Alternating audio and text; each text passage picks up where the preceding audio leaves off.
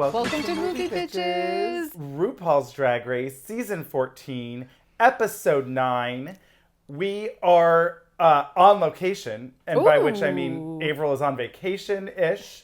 And so we made it work, like the wonders of the internet. Yes, I am up visiting my grandma, so thank you for your patience with our remote filming. We'll be back next week. It's all very exciting. Everyone will be back next week. Let's just say that. I mean, there's room for everyone. There's room for everyone. My God, there's room for everybody. Let's just say that.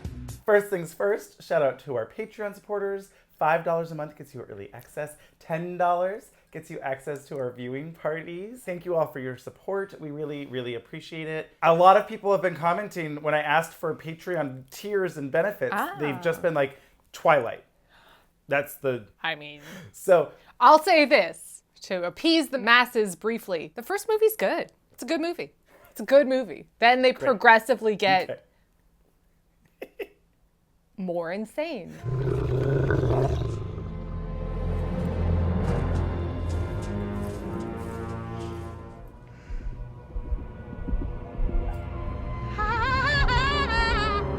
We should. You haven't seen well, I'm excited. None of them, right? You've got. I haven't seen none of it. Any of them. Oh boy, I have not seen them since a younger version of myself. So that will be an interesting re-experience. I did just see a funny TikTok where someone did like a scene from it, I guess, where she did both of the characters as Jennifer Coolidge. Your complexion looks like your dad. I know what you are.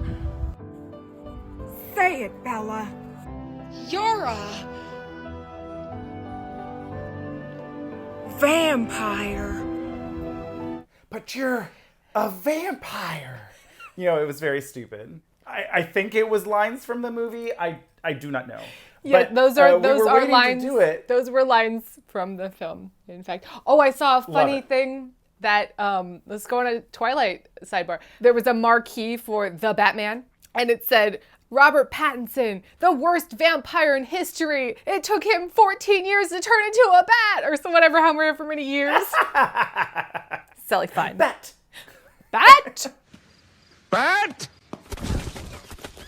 But yeah, so I mean, the whole thing about Twilight was that we wanted to watch it together for my first experience. Yeah, so we can see. So when you can sit on a couch for an extended viewing period, then we will do it together. It's getting there. It's getting there, guys. It's getting there. But anyway, we're talking about Drag Race, not vampires. Yes. Second thing second, shout out to our wine sponsor, Wink. Go to trywink.com/moviebitches. You get $22 off your first month of wine. I'm having tea at the moment, but that's okay. Yeah, you can still, you don't know what's in this mug. Mommy's drink. Shelby's juice. Shelby's juice. That'd be a fun mug. Just Shelby's juice. Shelby's juice. Drink your juice, Shelby. That's nice. Okay, yes, but third things third. Yes, make sure to subscribe, share, follow us on Instagram and Twitter. It's working, you guys. We're getting closer. We're really getting there toward the 10,000 on Instagram or on Twitter. I can taste it. RuPaul's Drag Race, Season 14, Season The Never-Ending Story, Episode 9. Here we are. Carrie has gone home. I miss her. I do. I miss her, even though no one's left now.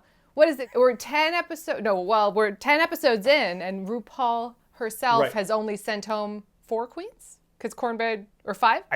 Because Cornbread was I believe so. disqualified for an injury? Whoa. Yeah. Whoa. But yes, I really loved Carrie and her auntie energy. She really brought just a calming, positive. Yeah, I agree.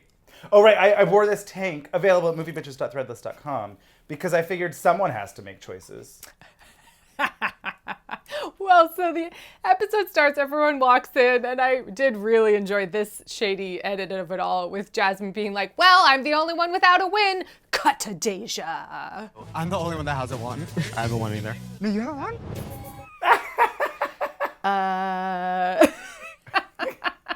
I thought this was a lot of really fun, shady, kiki energy, you know? Yes. I've been a mess today. I dropped glitter, powder, choreography. You little two-faced Gemini bitch. I think this episode solidified that Nicole Byer needs to be a permanent judge. I'd say she nailed it. Oh my God, I think you nailed it. Looks like she nailed it. Love her so much. She gives such Great. positive feedback. She would be a much better director for some of these challenges. Nicole Byer for permanent judge. Although I will say, I thought that Dove Cameron, skipping ahead a week, was really a great, like, she Super gave fun. really good feedback too. We'll get there. I don't know who she is, but I liked her. I apparently saw her in a production of The Light in the Piazza, and I did not realize. That's fun. I saw that too, but I don't think Dove Cameron was alive perhaps when I saw that. I'm not sure. You know what though? She is not, she looks so much younger than she actually is. Oh, okay. So she might have been alive, but anyway. Okay, great. But when I saw it, it was Glee guy. It was Matthew Morrison. Is that his name? Matthew Morrison. It's something. Are there men in that show? Oh yeah, I guess she falls in love and whatever. Anyway, we can move on. So everyone walks into the workroom. It's the next day. Lady Camden is dressed like the Stay Puft Marshmallow Man. I appreciated it. I didn't know what was going on with that. I was like, okay, yes. And they have to do one of those photo bomb mini challenges. They've done this before at some point. I only wrote down a few because they were so insane. They weren't funny to me. You know what I mean? I didn't find these funny. I mostly just wrote down people's looks and what they looked like. I thought that Daya looked like Maddie Morphosis from last time that she was on the episode, you know, in her little... Well, and Willow was doing her Mary Lou Retton fantasy. But then, like, her picture was her, like, doing a handstand on top of Jake Gyllenhaal's dog. And in theory, that sentence is funny, but it was just like, well, that's not a photobomb. This is like weird photoshopping. Right. It's not like, like the news, someone, you know, that person sliding down the ski stairs. Conditions are fantastic right now. We're expecting some pretty cold temps over the next few days, and our snowmaking team is ready to fire up those snow guns and take advantage of every opportunity. If you're planning on joining us over the next couple of days, make sure you dress... Where there has to be, for me at least, for it to be funny, there has to be some sense of this happened. I mean, I'm being nitpicky, but it was just so, like, unbelievably absurd that I was like, oh, okay. Yes. Because they have such little control over it then, too, you know? Right. I thought that Jasmine looked like... I don't know if I told you about it or if we ever talked about it, but there was a fabulously fun online theater that happened in the pandemic called Circle Jerk. And in that, there was this really silly, like, queer troll character. That not was like a, sorry, anyway. I went to like an internet troll and I was like, oh no. Not like a literal, like, I hate you. A troll like on the theatrical internet, not an internet troll on the internet. Correct. Got it. So she looked like that? Jasmine looked like the troll from Circle Jerk. I really loved it. I appreciated Bosco's shark oven mitt hand puppet. That made me laugh. I thought that Deja looked kind of like maybe she belonged with that blue milk Star Wars character or something. You remember? Uncle Owen and Aunt Peru? Well, no, like the nuns that... Remember when Obi-Wan is like on that fucking planet? That was Luke. It was milk from the teat of a strange Star Wars animal. And yes, we got there in the end. Last Jedi. Yeah. Yeah. Yeah, Jasmine's actually I thought was the funniest because she was sneaking out behind Billy Porter and there was kind of like a, ha ha ha, I don't have my invite, but I'm hiding under his wings. There was something funny about the realism of like, aha, how can I get into the Met Gala? I'll sneak in under Billy Porter's elaborate wings that he would wear every time. You know, that made me laugh. Yeah, just like, oops, and then I was one of the 7 people under the giant gown or whatever. Yeah. You know, the hoop skirt. But Willow wins, you know, fun, nonsense, sure, whatever. Sure. I think she won money and she got to pick her team. Right. Which was, you know, not nothing. Not nothing. Yes, she picks Deja. So I just had to really make sure I got that right. Not Daya. Deja. But Daya's face when she didn't pick her was fun. Let's just say that. And Angeria and Lady Camden. Let's just say I would have picked Bosco over Deja. But, you know, things happened. That's fine. It worked out, though. I thought Deja did a great job. I thought Deja did a very good job. Ru announces that the Maxi Challenge is do your own drag con panel of men's. They were saying it a lot. Men's. Is. I was like, okay. It kept sounding like Menses to me. Menses. That's how it was spelled too, and Yeah. I think that was the joke. Menses. It was like, okay. But what does that have to do with Menses? We leaned in too hard. I didn't know if I missed something. Wordplay. Just wordplay. It's all about the wordplay. I did love that Ru was like, aside from all the booths and the shopping The exclusive performances, the sickening shopping, and the drag queens, and the star-studded meet and greets, my favorite part is the DragCon panel. and this and that. The panels are my favorite part of DragCon. I was like, so everything else. Everything. Okay. Oh, but I do really like this challenge. They had it last. This was proportionizing, and I think it's like a good one to stick with. You know, this one was a little bit less fun, but. I thought this was pretty darn fun. Well, they wanted it to be half serious, right? And I thought they did a pretty good job of keeping it balanced between funny and vulnerable and real, and that was interesting. I think this is a good challenge, and they should keep doing it because it's something they have to do. Again, there should be a social media challenge. There should be things that they're actually going to have to apply to once they're out of this pressure cooker. But I mean, can I just say, I love Bosco so much. There's a real art to being a salty barista. There's an art form to being a very salty barista, and I am an extremely salty barista. I also really enjoyed Georgis's face when RuPaul referenced Lou Grant. You know, if you were in Lou Grant's newsroom, don't question my name. Yeah. What the fuck is she? What? Just really got me. There was something weird I noticed. The editing this season has been strange. There was a couple of times when it looked like Ru kept reaching into her inner pocket of her jacket and they couldn't seem to quite cut it out. And they tried to cut away. And I noticed it. Huh. It was strange. But Probably notes, to be honest. Yes, probably cue cards. Yes, okay, that Daya. Yes, okay. Deja. Yes, okay, got it. It has little pictures, something. Anyway, I just noticed it. I thought it was strange. I did love Lady Camden becoming David Attenborough. See the drag queens in their natural habitat, undisturbed. Careful, as not to disturb her. How funny was that? What a weird small world. The queens in their natural habitat. Young males explore the boundaries of the pride's territory and blundered straight into the middle of the hyena clan. He's trapped by over 20 of them. So, quick commercial break and we'll be back with the panels on Menses. Ziz. I believe that's plural. Ru walks down the runway in this burnt sequins gowned. How many words can I say wrong at once? I'm excited about it. It's cute. It's like a little, it was like burnout sequins. Yeah. So first up is Team Willow with Deja as the moderator. On a whole, this team was significantly better than the other team. Yes. Now, remind me, in proportionizing, did they have the same prompt?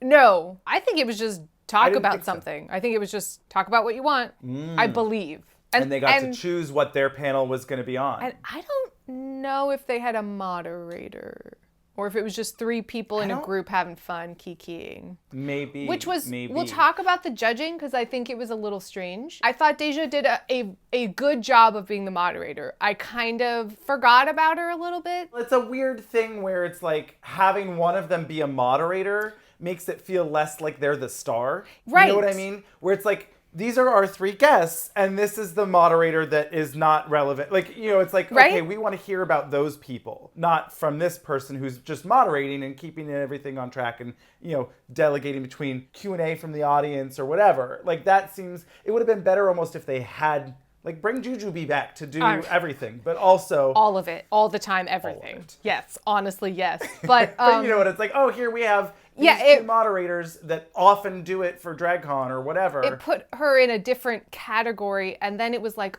is she supposed to share and be vulnerable about her story about men's? Or stay out of it? Because it's not... It was strange. But yes, their panel is called Men, a Work in Progress. And I thought all 3 of the contestants did a really good job of like being funny, having a little vulnerability, sharing, all of the above. I thought this was really fun and fabulous, and I would have put this whole team in the top. Once again, yes, the entire team should have just won or been in the top or whatever. Yes. Give them all repeater badges. I don't know they must have left them in England. If they're not sending anyone home, at least, I don't know, if the losers don't matter, the winners don't matter, so who gives a shit? I agree this team was better. There was a lot of funny things. It was weird that they had the same prompts. Yeah. And that it's like, now we're listening to the same things over and over again. A little bit. As opposed to if it was similar but different, then you can still, rate them and judge them based on how well they address the prompt. Yeah. And were funny while also mixed in with heartfelt seriousness or whatever, right? You can do something without hearing the same conversations over and over. It was a little strange. I really liked that Willow was dressed like Amber from Clueless. That was fun. Yeah. Say, Ambular, was that you going through my closet? Like, I would wear something from Judy. Willow was really funny. She was coming in hot. Well, it's complicated for me because I'm an anarchist who believes men should be punished for their crimes against the world, but I do find them very attractive. Okay. When she called herself like a sad Victorian doll in drag. And like out of drag, I look like a sad Victorian doll. And then in drag, I look like a sad Victorian doll, but with whore makeup. She was so good at making fun of herself, but in a way that invited you in, but also made her vulnerable and made you just love her and want to just give her a hug. So I have a disability in my fingers and my wrists, so I give really bad hand jobs, which is tragic. I thought she should have won. I think she should have won. We'll talk about it, but I was like, hello, she picked the team. She was the best on the team. What's happening? Anyway, she should have won, but we can move on. Angie, I thought, was so charismatic and likable, and you don't see many men working for it. Getting sex these days is like ordering a pizza. You just call it in and it shows up at your door 15 minutes hot and ready. Yeah. She had such a great, she has a different experience than I would say the majority of the other contestants, in that her dad fully embraced her and just was like her champion and all of that. So because she had a slightly different story, it was more interesting just because it was a variety. But also I thought that was she was like... To my dads out there that are listening, man up, take responsibility, and love your child. To all those dads out there, like she called, clamored those bells. Yeah. She rang them bells to say, that doesn't make you less masculine if you love your son. Like, get out of here. And so that was such a nice platform that she created. I agree. I thought this whole team did really, really well. I would love to hang out with all of them. Yeah. I would love to see these panels that they're on. Yeah. They nailed it, I thought. And at first, Lady Camden was a little quiet, and then when she I thought this was on purpose, and then I guess it wasn't when she accidentally. Who is your celebrity crush? Blake Lively. Blake. That's You mean Blake Shelton? Oh, right. But then later was making fun of it. If you're Blake Lively, don't call me. Don't call Camden. Don't call me if you're Blake Lively or whatever. She brought it back, and she had a nice vulnerable moment too, talking about her relationship with her dad. This was just knock out of the park, grand slam for me. Except the weirdness of separating Deja as an other was a little weird. But that's not on the Queens. Queens. That wasn't their fault. Exactly. Especially with Lady Camden, you have a good point where it's I think that there was a good vibe where they were all relaxed. Things, sure, you mess up. You might say something and it comes out the wrong way or whatever. Right. But we're just hanging out. We can joke about it, and that's fun. That just lightens the mood. Now, if she had brought up Steven Seagull, I would have lost my mind. I believe in you. Kirk Maynard, you have the freedom to be yourself, your true self, and nothing can stand in your way. Are you saying I can't fly? Fly. Fly. Where are you taking me, Blake Lively? Next up, Team Bosco, I guess. The other team was Team Willow because she picked it, but anyway. Bosco is the moderator, and she took it on differently than I thought Deja did. She was kind of the star of her group, which is, I think, not what you're not supposed to do as a moderator, but as an individual, it was fun. Men, Electric Boogaloo, Part 2. Now with more men. When I think of men, so many questions come to mind. Questions like, why? So it was strange. Like, I thought there was a couple of times when I was like, why is Bosco talking about herself? She's the moderator. Oh, wait, is she supposed to be talking about herself? Oh, I mean, it's fun, but wait, what? I don't think every manager is like walking around like utilizing their male privilege as a weapon. I feel like a lot of it comes from like a societal expectation, and I feel like sometimes that expectation is internalized and turns into something that Britney Spears might call toxic. In terms of a challenge on RuPaul's Drag Race, you always want to be the star and stand out, and she nailed it. Yes. In terms of like moderating a panel about menses, it probably didn't help a lot of her teammates. Yeah, and it didn't help that her teammates needed her to also carry them. It was a lot of things. She had a lot of really fun one-liners. Why? For what? Honestly? Love that. You've got mail. Privilege. Like, there was a lot of funny, the way she delivered it, where Deja's, we have to compare them, I guess, because they were both moderators.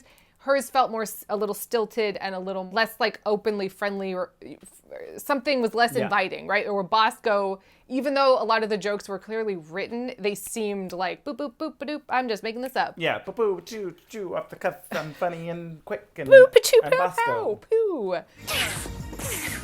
Manila, do not make fake sound effect gun noises. So, yes, on her team was Yasmine, Georges, and Daya. I did think Daya's look was at least memorable. This like all yellow mohawk situation. I remembered it. Well, and I think Michelle or someone said like, oh, this was the drag. Like you went full drag. Like, you know, some of people were a little bit more casual in their look. And this was like, oh, she's a drag queen. I really appreciated Carson saying that Yasmine looked like the Iron Lady about to do a magic show. Really made me laugh. I think Carson's observations have been very on point this season. Yeah. He's making me laugh. I don't know what's going on, but I'm liking it. Well, he's always been better than Ross, so, you know. 100%, but I feel like I'm liking him even more this season for whatever reason. Yes. Yeah. But yeah, Yasmine sort of goes on this tangent about school uniforms. And I think right now in society, we put too much pressure on how women or children or women are supposed to look. Like the dress code isn't there technically, so I think it should really be taught. This felt like she went into debate class and was like, okay, here's my talking points for whether we should have uniforms or not. Okay, and it was just like, what are you talking about? What's going on, girl? Right, I think she took it more like a debate thing than it was like a speech class, you know, about right, exactly. Public speaking 101, you know, it was like, well, wait, what's happening? So it was fine. It wasn't, I don't feel like I learned much about Yasmine. Maybe this is because of Bosco and the way that they was presented of like men are the devil.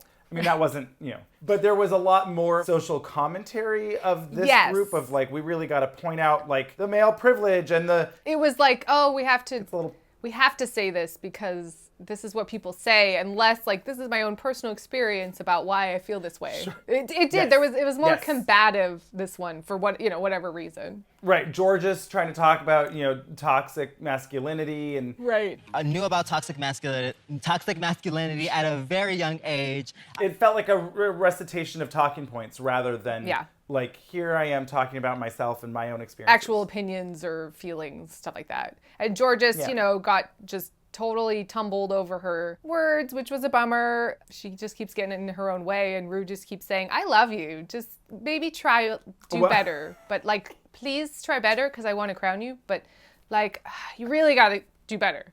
But like, it's okay. I love you. You're a little babies. I love you. But do better, please. That's how it feels. Next week when she was like, oh, come on, do your Aubrey Plaza. And she was just like, oh, can I hear a little bit of your Aubrey Plaza? Oh my God. So Aubrey, what did you have for breakfast? Oh my God. That's all right. That's all right. That's all right.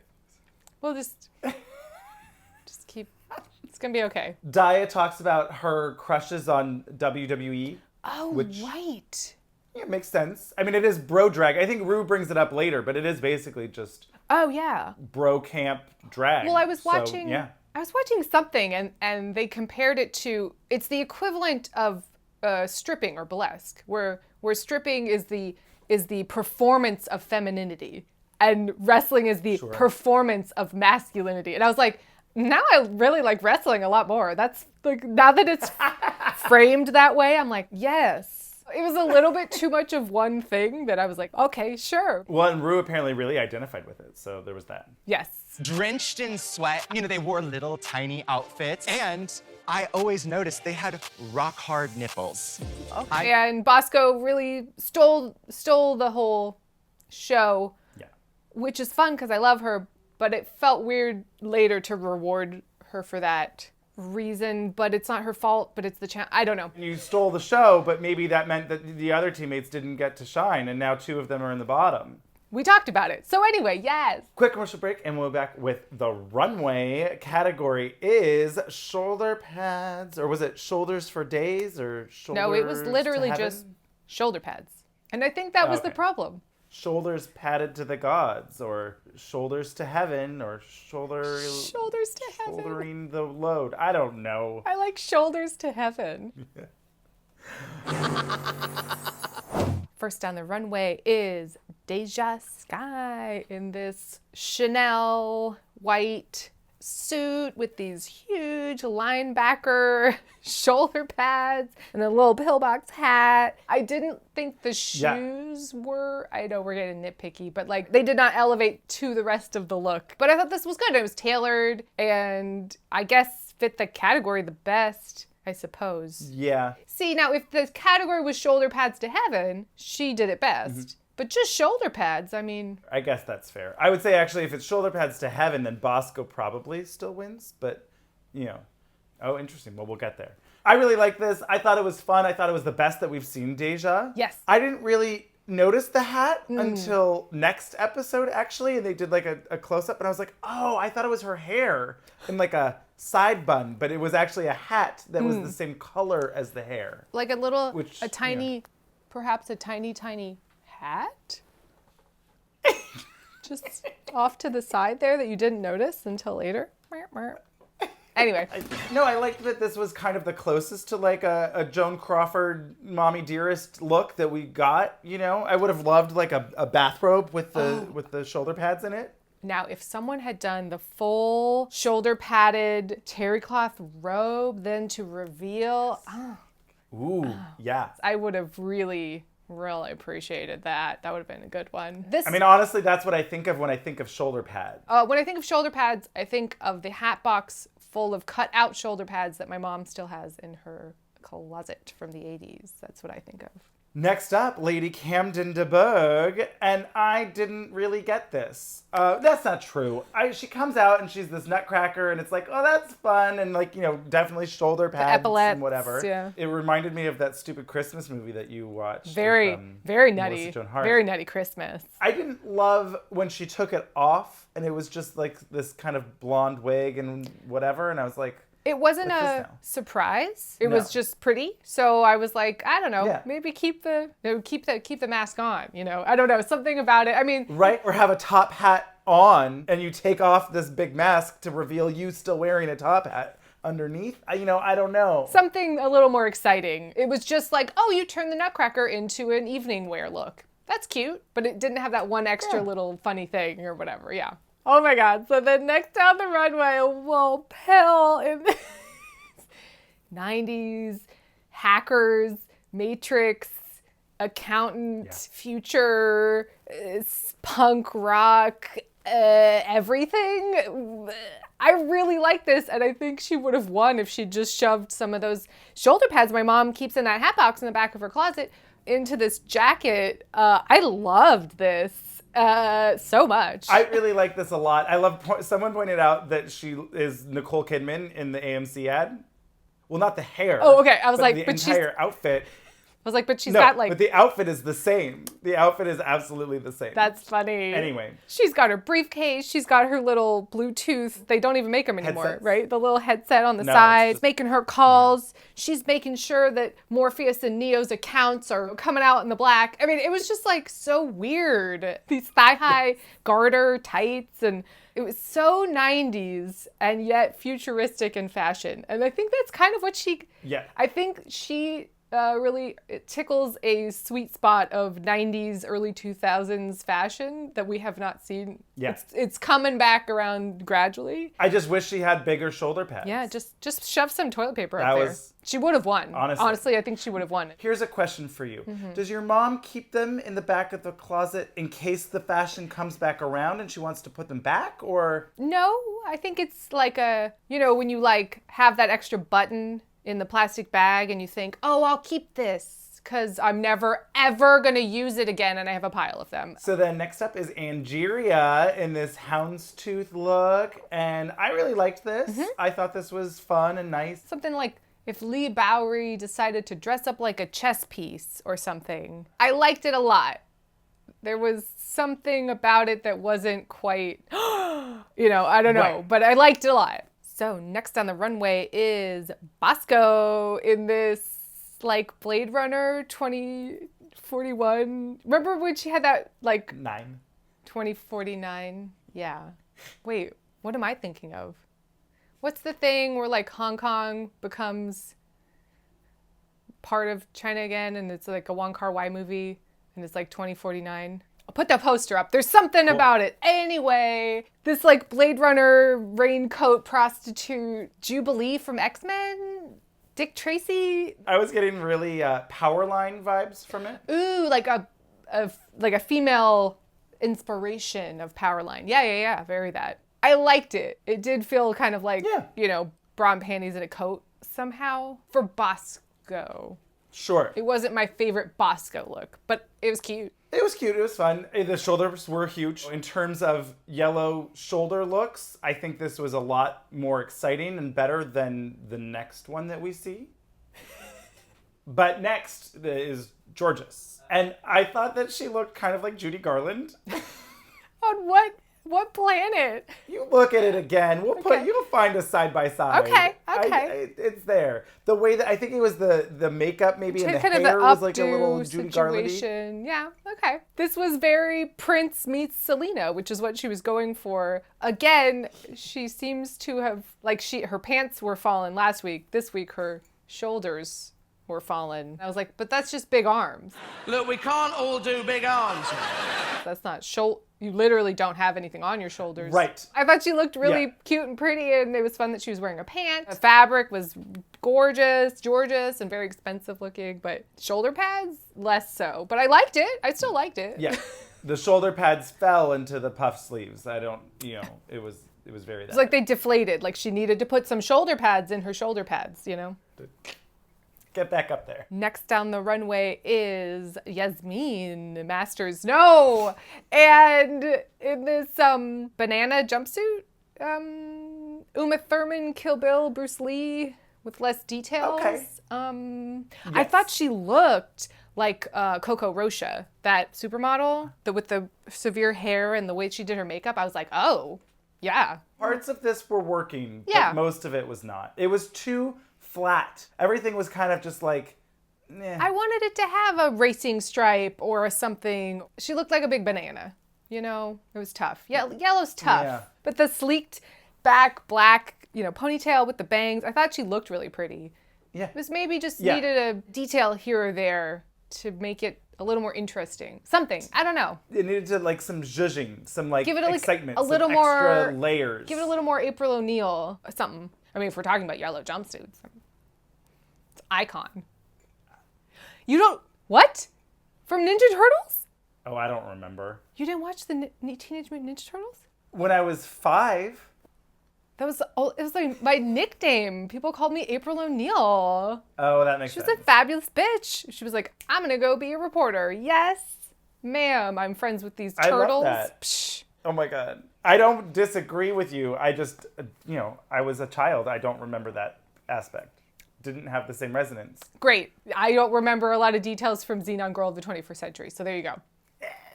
There you go. Cetus Lapidus, Avaryl. And last is Betty in this, I think I wrote down flirt locker, but maybe someone else said that. That's dumb. Slutty Waterworld, G.I. Jane look. It had, like a Waterworld, Mad Max, Lori Petty from In the Army Now. Yes. If like Tank Girl, Yeah. if Lori Petty Tank Girl and Lori Petty in the army now met in the post-apocalyptic universe that is Mad Max, but also I didn't like it, so there was that too. No, I didn't care for it. It was heavy. It didn't fit, and it was a lot of stuff, and there wasn't a shape. It wasn't great. This was the opposite of Jasmine's, where it was like too many things. This needed less shit. Yeah. But Bosco wins. And as much as I love Bosco, I kind of completely disagree. I didn't think her runway knocked it out of the park. I thought she was great, but if she's the moderator of a group where everyone else was in the bottom, you've failed. And the other team was so good that I was confused, and I think that Willow should have won. Ooh, Bosco, you were hilarious.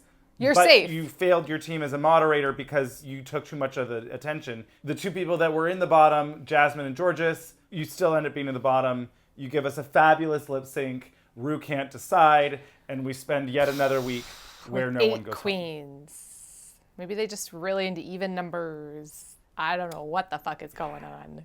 I mean, I really like Jasmine. I'm having fun with the TV character that is Jasmine. Yes. But what are we doing? This is her 3rd time in the bottom. She has not won a challenge. We're clearly keeping her around, so 2 weeks from now, her and Daya can lip sync Palooza against each other. Oh my God, he's like Nostradamus.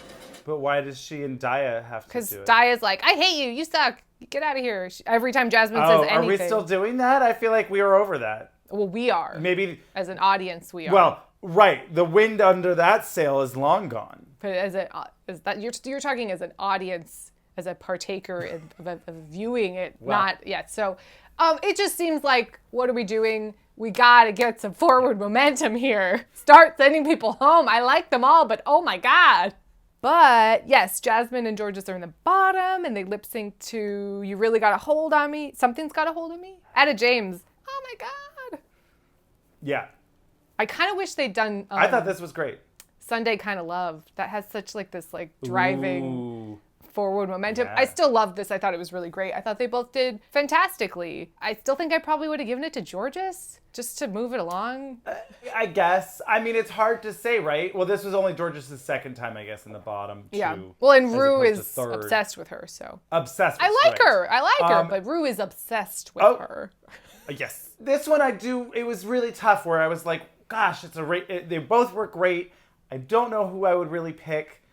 I probably would go with Georges just from a track record standpoint, and maybe I think performance-wise eked out just ever so. Someone has to make some choices. We gotta move decide and move on. Jumping ahead, but I swear to God, if 3 people do not go home in episode 11, I will be pissed. Get used to disappointment. They said one of you will be leaving. That's all they said in the scenes from next week. 3 of them need to go. Maybe 2. Well, this week, next week, and that week, that's 3 episodes of eliminations that haven't happened. That's what needs to go. 3, bye. Out of here. Okay. Little bunny foo-foo hop through the forest. Walking children in nature through the forest. We'll get there. Yeah, I don't know. Georges was really... Well, then she started crab walking. That was fun. But then Jasmine did those, like, slow splits. And that was really good. Yeah. But then, Georges started channeling Drag Queen Elvis. And that was fun. It was, it was good. It was good. But, yes, they both stayed. It was a really good lip sync. Yeah, they both stay. They're gooped and betriveled. Is that a word? I am so gooped and betriveled. No! Okay, great. I mean, I was like, what's this? I love it. I love it, though. Yeah. Oh, I do have one thing to say since we're talking about making up words. Georges can stop making Hellotus try and happen. I'm okay. Hellotus! Stop trying to make Hellotus happen. Yeah, what is that? It's like hello and lotus. Hellotus. What's lotus? I don't know, like peaceful Zen meditation? Or is it like Otis? Not gonna happen. Is it like Otis Redding? Hellotus? That makes even less sense. Milo and Hellotus? I don't know. Get out of here. Well, cheers to this cast. somehow I'm still on board, even though this is insanity. Here's to Will Pill and Bosco and Lady Camden and Angie. They're still my tops. Yep. And I'm rooting for them. Anyway, cheers. Cheers. We'll see you next week. Boop.